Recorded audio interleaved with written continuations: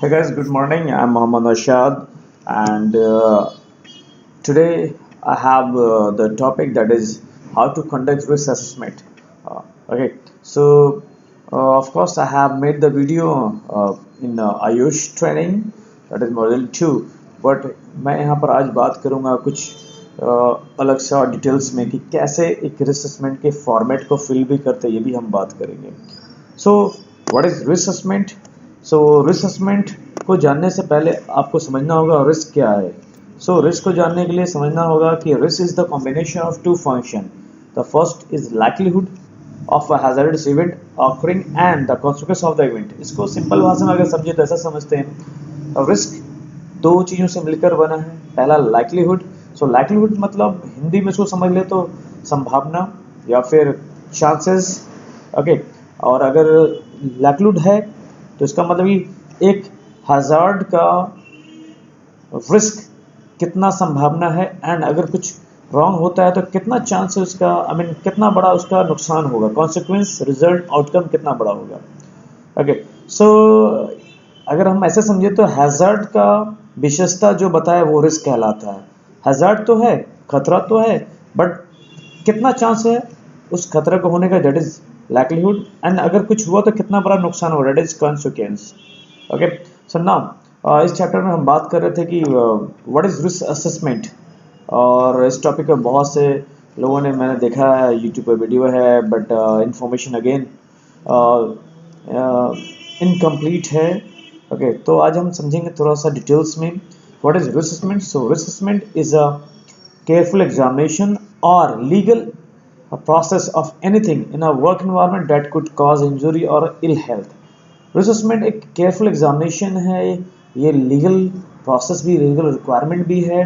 And हम risk assessment करते, कोई भी वर्क एक्टिविटी स्टार्ट करते उससे पहले रिस्क असेसमेंट करते हैं ताकि उसके अंदर छुपे हुए हिडन रिस्क है उसको आइडेंटिफाई कर सकें एंड उसके बाद उसको कंट्रोल कर सकें. That is risk assessment. Assessment को करने के लिए बेसिकली 6 स्टेप्स है. आयुष प्रोवाइड करता है 6 स्टेप एंड निबोश में 5 स्टेप है. तो हम आयुष में जो 5 स्टेप्स उन्हीं की बात करते हैं थोड़ा डिटेल्स में. So there are 6 steps to conduct assessment.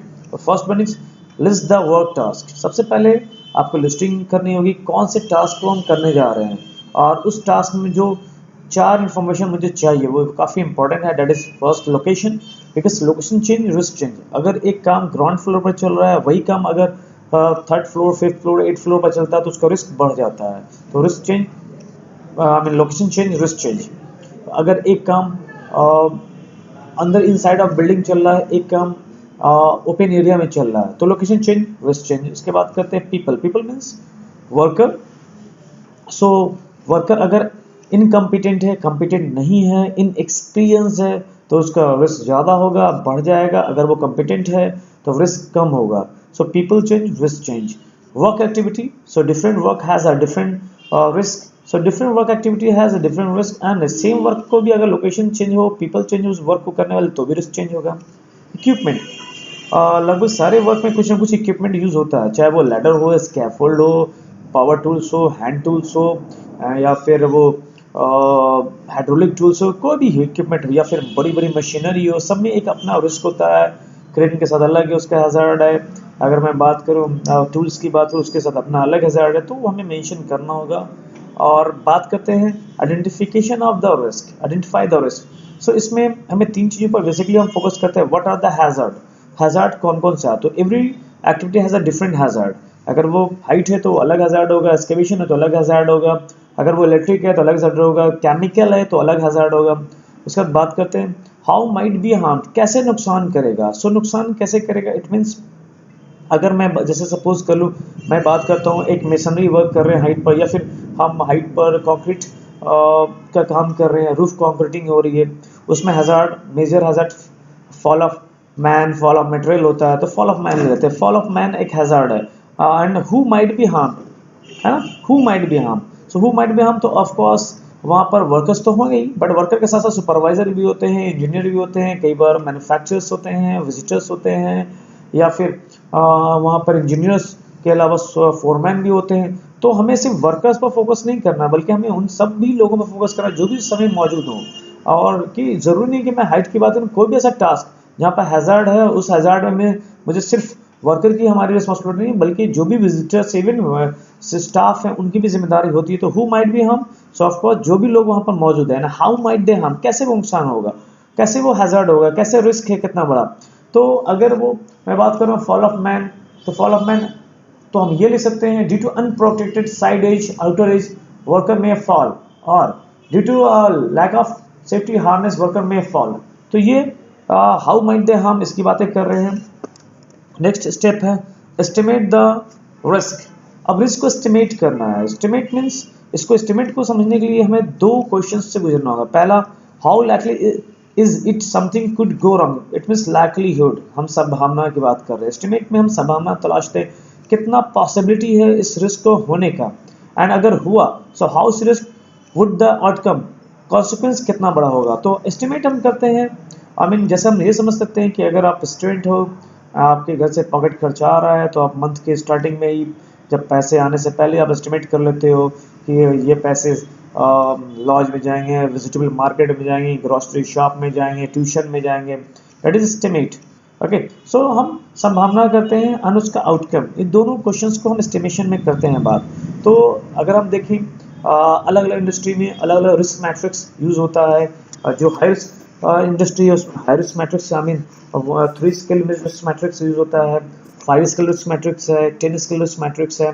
तो आप यहाँ देख रहे हो 1 2 3 स्केल रिस्क मैट्रिक्स है। तो कितना चांस से संभावना बनता है इसको होने का, एस्टिमेट में हम बात करते हैं, उसका कॉन्सिक्वेंस कितना होगा। नेक्स्ट स्टेप है हमारा evaluate the risk. Evaluation of risk ये डिपेंड करता है इंडिविजुअल एक्सपीरियंस पर, उसके थॉट प्रोसेस पर। एक ही रिस्क को मैं एक भी दे सकता हूँ, और इस एक ही रिस्क को अगर कोई इंडिविजुअल दूसरा है तो उसको 2 या 3 भी दे सकता है, डिपेंड करता है आपके खुद के एक्सपीरियंस पर और आपके विजन पर। तो इवैल्यूएट द रिस्क, अगर वो लाइक्लीहुड की बात करें, यहाँ दिख रहा होगा आपको स्क्रीन पर 5 स्केल रिस्क मैट्रिक्स है। ओके, सो यहाँ पर आपको कलर कोडिंग में दिख रहा होगा, ग्रीन होगा, येलो होगा, रेड होगा, डार्क रेड होगा, तो सबके अलग अलग कोड होते हैं। तो लाइक्लीहुड अगर वो मैं 1 दे रहा हूँ तो इसका मतलब होता है लाइक्लीहुड संभावना का, वेरी अनलाइकली बहुत कम चांस है इस रिस्क को होने का, अनलाइकली 2 नंबर में, सो कम चांस है होने का रिस्क। 3rd नंबर पर वेरी लाइकली यानी थोड़ा चांस है रिस्क होने का, 4 में लाइकली चांस है होने का, 5 में बहुत चांस है होने का किसी रिस्क को। इसमें इवैल्यूएट करें हम मार्क, जब यहाँ पर जो आप देख रहे हो रिस्क मैट्रिक्स में हम जब मार्क्स देते हैं, इवैल्यूएट करते हैं किसी रिस्क को, तो कैसे देते, इन्हीं के बेस पर आधार पर। अब उसका कंसिक्वेंस जरूरी नहीं कि जो लाइक्लीहुड है उसका कंसिक्वेंस सेम हो। ओके, उससे कम भी होता है, ज़्यादा भी हो सकता है। तो अगर मैं 1 दे रहा हूँ तो इनसिग्निफिकेंट उसका आउटकम निकलेगा, कंसिक्वेंस निकलेगा, रिजल्ट निकलेगा। अगर 2 है तो माइनर होगा, और अगर 3 है तो मॉडरेट होगा, एंड 4 है तो मेजर होगा, बड़ा एक उसका आउटकम निकलेगा। 5 है तो कैटास्ट्रॉफिक या फिर डेथ या डिसेबिलिटी हो सकती है। क्या आप आपने देखा कि इवैल्यूएशन हमने कैसे किया, जब हम रिस्क को इवैल्यूएट करते हैं, मार्क्स देते हैं, तो इसी तरह से इसको दिमाग में रखकर कि 1 का मतलब क्या होता है लाइक्लीहुड में, 1 का मतलब क्या होता है कॉन्सिक्वेंस में। 1 से 5 तक अगर वो 5 स्केल रिस्क मैट्रिक्स है, अगर वो 3 है तो 1 to 3 होगा, उसमें बीच में बहुत कुछ जैसे वेरी अनलाइकली के बाद directly very likely, and then very likely हो सकता है वो 3 स्केल मैट्रिक्स में। ओके, नेक्स्ट आगे बढ़ते हैं। Record your findings. Record your findings means जो भी आपने रिस्क असेसमेंट में पाया उसको हमें रिकॉर्ड करना है। So the location, activity, equipment, इनका हमें मेंशन करना होगा। हैजर्ड्स एंड रिस्क लेवल कितना है, उसके मैंने इवैल्यूएशन में बात की, evaluation that is risk level. Risk control, हमें पहले से क्या चल रहा है, अभी क्या है, वो भी मेंशन करना। असेसर डिटेल्स, जो रिस्क असेसमेंट करे उसका नाम, उसका post, and date and time जब हम कर रहे हैं, and date and time, date से ही पता चलता है review date. So generally review date 1 year का होता है, बट एक इसमें क्लॉज है वो कि अगर वर्कर चेंज तो रिव्यू करना पड़ेगा, अगर न्यू इक्विपमेंट आया तो रिव्यू करना पड़ेगा, मैनेजमेंट चेंज तो हमें रिव्यू करना पड़ेगा, अगर लोकेशन चेंज तो हमें रिव्यू करना पड़ेगा। ओके, अगर इक्विपमेंट चेंज तो हमें फिर से रिव्यू करना पड़ेगा। अब नेक्स्ट बात करते हैं, हमारा 6th स्टेप है that is review your findings. Review when changes occur, personal में, इक्विपमेंट में और एक्टिविटीज में, you should review your risk assessment. Generally ये 1 ईयर का होता है, बट जो भी चेंजेस होगा फिर हमें फिर से रिव्यू करना पड़ेगा, हम ईयर का वेट नहीं कर सकते। अब बात करते हैं, आपके सामने यहाँ पर एक रिस्क असेसमेंट का फॉर्मेट है गाइस, ये रिस्क असेसमेंट का फॉर्मेट है, एंड ये फॉर्मेट बहुत सी कंपनियां अभी अब ले रही हैं, अप्लाई कर रही हैं। तो आपको सबसे ऊपर देखा होगा हाँ, कंपनी नेम बहुत सारी कंपनी, जो भी आप जिस कंपनी में आप काम कर रहे हो, जैसे यहाँ हमने लिखा है सैम इंडिया, उसका वर्क एक्टिविटी कौन सा काम चल रहा है, तो वो रूफ कंक्रीटिंग चल रही है। फिर लोकेशन टावर S2 है, प्रोजेक्ट टाइटल ट्विस्ट टावर की बिल्डिंग है, ये यहाँ पर प्रोजेक्ट का नाम है। एंड रिस्क नंबर ये फर्स्ट है उस जगह का। ओके, रिव्यू डेट ठीक से आज 21/1 अगर 2019 है तो रिव्यू डेट हो जाएगा 21/1/2020 हो जाएगा। ओके, रिवीजन नंबर अगर ये फर्स्ट है तो फर्स्ट होगा, अगर फिर से इसी एरिया इसी लोकेशन में अगर कुछ चेंजेस आता है तो रिवीजन हम कर सकते हैं, इसको 2 हो जाएगा। ओके, तो साइट पर जो सुपरवाइज कर रहा वर्क उसका नाम मिस्टर रविंद्र है। कोई भी जो भी साइट पर सुपरवाइजिंग करेंगे उनका नाम, चाहे वो इंजीनियर हो या फिर सुपरवाइजर हो। एम्प्लॉयर अहलुवालिया काम कर रही है। अब हमें ये देखना है कि उस साइट पर जो काम में लोग लगे हुए हैं वो कौन कौन लोग हैं।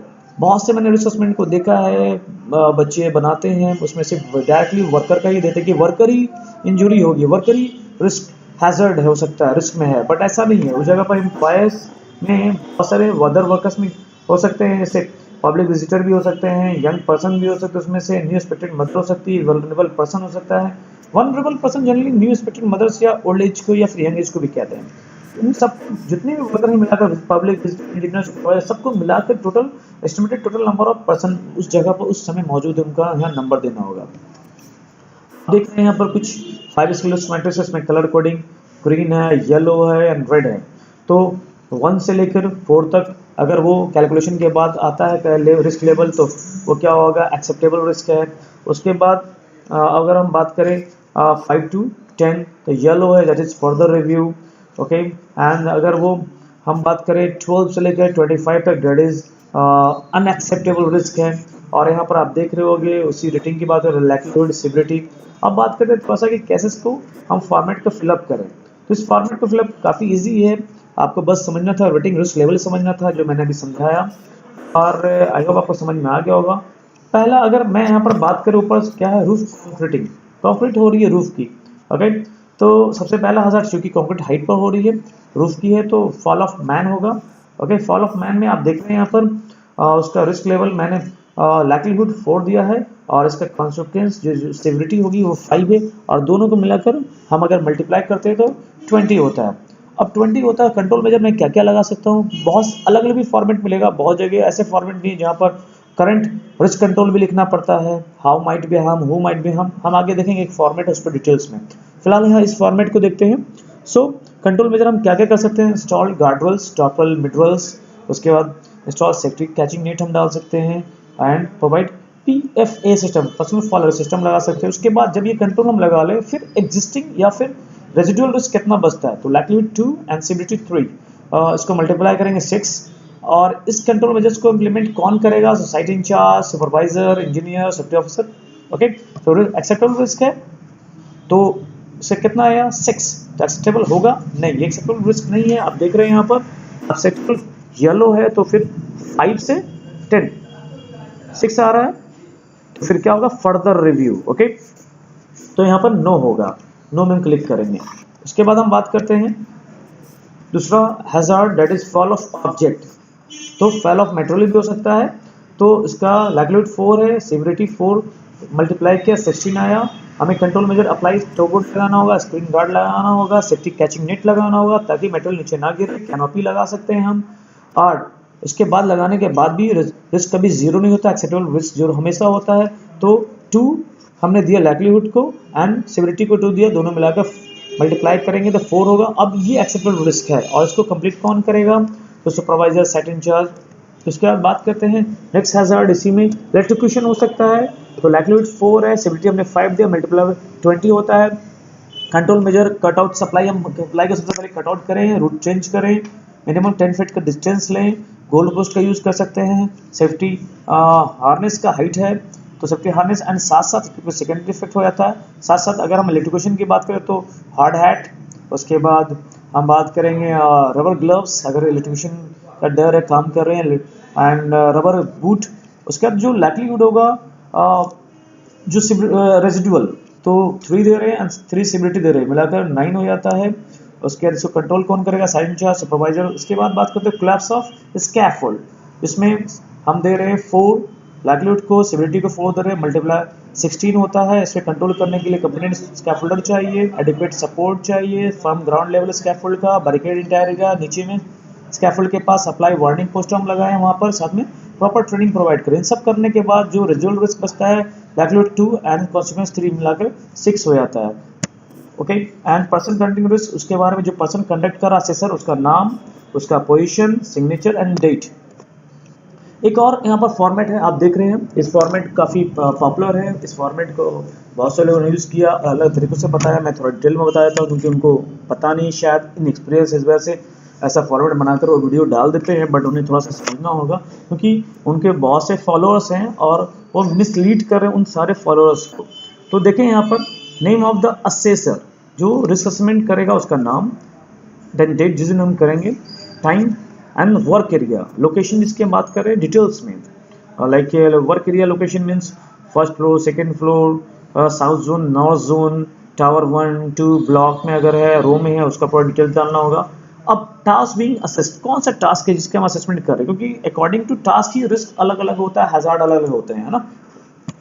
So what is the hazard? Hazard क्या, अगर मैं एक सपोज एक टास्क ले लूँ, फिर से वही कौन सा टास्क, सो रूफ कॉन्क्रीटिंग, जिसमें फॉल आता है ना, सबसे बड़ा हैजार्ड है। Fall of man, fall of material, तो हैजार्ड होगा fall of man. Who might B harmed, अब हु माइट बी हार्म का क्या मतलब होता है, सिर्फ वर्कर ही हार्म में नहीं, वहाँ पर जो जो लोग हैं, वर्कर के अलावा इंजीनियर भी होते हैं, सुपरवाइजर भी होते हैं, फोरमैन भी होते हैं, इवन सप्लायर भी होते हैं। ओके, कई बार मैनेजर विजिट पर होते हैं, उनका सबको हमें काउंट करना जो भी उस समय मौजूद होगा। ओके, उसके बाद कहते हैं how might people be harm, अब पीपल कैसे हार्म होंगे, कैसे नुकसान होगा उनका। सो अगर हम बात करें फॉल ऑफ मैन, तो फॉल ऑफ मैन क्यों होगा, क्योंकि अनप्रोटेक्टेड साइड एज है, आउटर एज है, सेफ्टी नहीं है, सेफ्टी हार्नेस नहीं है, सेफ्टी पोस्टर नहीं है, ट्रेनिंग नहीं है। How might people harm due to lacking of personal follower system, unavailable guard inadequate guard, ये सारे रीजन हो सकते हैं। एग्जिस्टिंग रिस्क कंट्रोल मेजर्स, अभी अगर साइट पर एग्जिस्टिंग अभी कंट्रोल मेजर कुछ है कि नहीं, वहाँ पर जब हम बात करें हैजार्ड की, तो हो सकता है वर्कर्स ने सेफ्टी हार्नेस लगा रखा हो, वो एग्जिस्टिंग है but complete fall protection system नहीं है। इसकी बात करते हैं रिस्क रेटिंग में, एल लाइक्लीहुड, सी कॉन्सिक्वेंस। लाइक्लीहुड मैंने 5 दिया, कॉन्सिक्वेंस 5 दिया, सो रिस्क रेटिंग हो गया 25। अब एडिशनल कंट्रोल में हम क्या क्या लगा सकते हैं, सो हम वहाँ पर लगा सकते हैं, बैरिकेशन कर सकते हैं, टॉपल मिडरेल, सेफ्टी कैचिंग नेट लगा सकते हैं, पर्सनल फॉलोअर सिस्टम यूज कर सकते हैं, training TVT and then safety warning poster लगा सकते हैं। उसके बाद अब इन सबको करने के बाद फिर मेरे पास एग्जिस्टिंग या फिर हम बात कर सकते हैं रेजिडुअल रिस्क क्या बचा, लाइक्लीहुड। तो अकॉर्डिंग टू योर विजन, मैंने पहले भी बताया कि ये जो रिस्क लेवल है according person to person differ करता है। जरूरी नहीं कि जिसका लेवल मैं दे रहा हूँ वही लेवल, क्योंकि ये किसी बुक में मिलेगा नहीं आपको, ये आपका खुद का एक्सपीरियंस काउंट यहाँ पर काम करेगा। तो जिसको मैं 5 दे रहा हूँ जरूरी नहीं कि वो 5 हो, आपके नज़र में कुछ कम भी हो सकता है। ओके, तो अब इस सारे कंट्रोल मेजर को लगाने के बाद मुझे लाइक्लीहुड 2 मिला एंड कॉन्सिक्वेंस 2 मिला, इट मीन्स मल्टीप्लाई करके 4 बनता है risk rating. And action monitored by home, कौन एक्शन को मॉनिटर करेगा, मॉनिटर या फिर एक्शन कौन करेगा, है ना, मॉनिटर बाय होम या एक्शन। तो ये मतलब कि ये कौन कर रहा है असेसमेंट, नहीं इसकी बात नहीं हो रही है, ये असेसमेंट कौन कर रहा है, यहाँ पर बात हो रही है कि अब जो कंट्रोल मेजर है, हमने एडिशनल कंट्रोल मेजर लगाया, वो कौन करेगा, यहाँ इसकी बात हो रही है। ये बात नहीं हो रही कि इसको मॉनिटर कौन कर रहा है, असेसमेंट कौन कर रहा है, थोड़ा समझना होगा आपको। एक्शन या जो मॉनिटर करेगा, इस एक्शन को परफॉर्म करेगा कौन, किसके सुपरविजन में होगा, तो वो सेफ्टी ऑफिसर भी हो सकता है, साइट इंचार्ज भी हो सकता है, सुपरवाइजर हो सकता है, इंजीनियर भी हो सकता है। उसके बाद एक्शन या फिर मॉनिटर बाय बेन, कब तक ये होगा, है ना। इसका मतलब ये नहीं कि मैं मॉनिटर कब कर रहा हूँ, नहीं, कब तक होगा ये एक्शन कब पूरा करेंगे, कंप्लीट करेंगे, 2 घंटा, 4 घंटा, 5 घंटे में, 1 दिन में, 2 दिन में, 10 दिन में, वो लिखाना है यहाँ पर, राइट। उसके बाद यहाँ पर देख रहे हैं आप, इसी तरह से दूसरा हैजार्ड होगा, उसको भी हम मेंशन कर सकते हैं। रिव्यू डेट, अगर मैं 21/1/2019 है तो रिव्यू 1 साल बाद होगा, 21/1/2020। सिग्नेचर जो असेसमेंट कर रहे हैं, एंड पर ट्रेनिंग प्रोवाइडर, अगर ये असेसमेंट ट्रेनिंग के लिए तो ट्रेनिंग प्रोवाइडर का नाम जाएगा। सो आई होप आपको समझ में आएगा। असेसमेंट बहुत से बच्चों ने गलती की और मैं उनको कहना चाहूँगा, प्लीज़ अगर आपको पता नहीं पहले कंफर्म कर लें, आप खुद सीख लें, तब आप गाइड करें, इस तरह के वीडियो बनाएं, वरना बहुत से बच्चे आपकी वजह से, आपके बहुत से फॉलोअर हैं और आपके फॉलोअर आप के फॉलोअर मिसगाइड हो रहे हैं। तो ऐसा काम ना करें, क्योंकि ये सेफ्टी है, साइट पर बहुत बड़ा नुकसान हो सकता है उनको। सो आई होप गाइज आपको समझ में आया होगा। अगर कोई क्वेश्चन है आप मुझे मेंशन करें और मुझसे पूछें। अगर कुछ जानकारी और चाहिए डिटेल्स में मुझे बता सकते हैं आप। आई होप आपको ये वीडियो समझ में आएगा। लाइक करें आप एंड मेरे चैनल को सब्सक्राइब करें। तब तक thank you. Till then still safe.